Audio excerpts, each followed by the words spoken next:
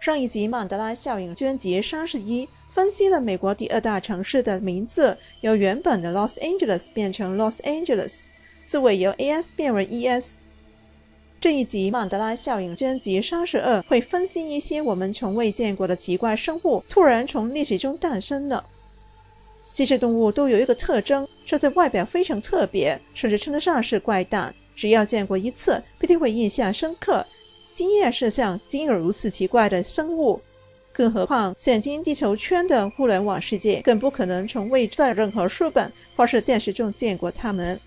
第一种是鹿豚，是野猪的一种，外形非常古怪，除了拥有一般野猪的獠牙，头部更长着一对弯曲成圆形的獠牙。你的记忆中见过这种生物吗？有从任何纪录片或是书本中见过这种有4只奇怪獠牙的野猪吗？第二种是毛冠鹿，是中国一种小鹿，外形与一般小鹿相近，却拥有一对短獠牙。如果过去真的存在这种毛冠鹿，人们应该能够深刻记得这对独特的獠牙，但记忆中我们却从未在任何书本或是记录里面见过这种有2只獠牙的毛冠鹿。第三种是微虎鲸，一种类似杀人鲸的动物，全身灰色，脸上好像永远挂着笑容，非常可爱。你曾经见过这种微虎鲸吗？如果见过，必定被它可爱的外表吸引，留下深刻的印象。现今的历史里面，这种样子奇特的微虎鲸不但早已存在，并且非常普通，甚至曾聚集上百条，一同出现在香港海域，成了新闻。但是你曾否听过这些新闻呢？近百维虎鲸离奇出没葵冲。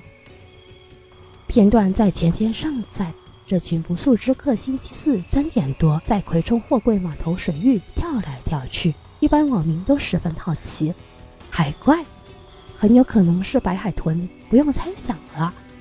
香港海豚保育学会证实它们是香港罕见远居深海的维虎鲸。我们多数在热带和温带水域，平时很少接近近岸水域，这次给你们见到，算你走运。他指维虎鲸行为正常，应该是路过觅食，误打误撞才进来，期间有船经过，但所幸他们没乱走，更懂避开船只，相信昨天已经无惊无险游离香港水域。其实他们有群居的习惯，多数10几条一起出现，好像这一次有近100条，是很罕见。第4种是中狼，拥有4条比例非常突兀的长腿，感觉就像被人改图，却又是真实存在的生物。你又曾否见过这种有4条仿佛人类长腿的中狼呢？第5种是纸猴，同样外形非常古怪，有一双混圆的黄色眼睛，虽然属于猴子类，外形却像蝙蝠，事实中确实存在于马达加斯加。但是你又曾否见过这种外形奇特、有一双混圆黄色眼睛的纸猴呢？第6种是南极乐鸟，有一扇像人类笑脸的羽毛，非常奇特，却真实存在于马达加斯加。你又曾否见过这种南极乐鸟呢？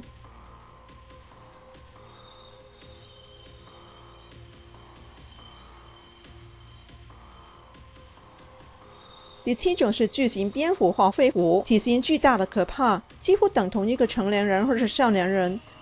但你的记忆中，过去曾否从任何途径见过这种巨大的可怕的巨型蝙蝠呢？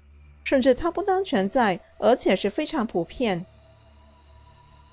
第8种是婆罗门鸡或者梵天鸡。现今的现实中，这是美国一种大型品种的鸡类，源自中国上海的进口。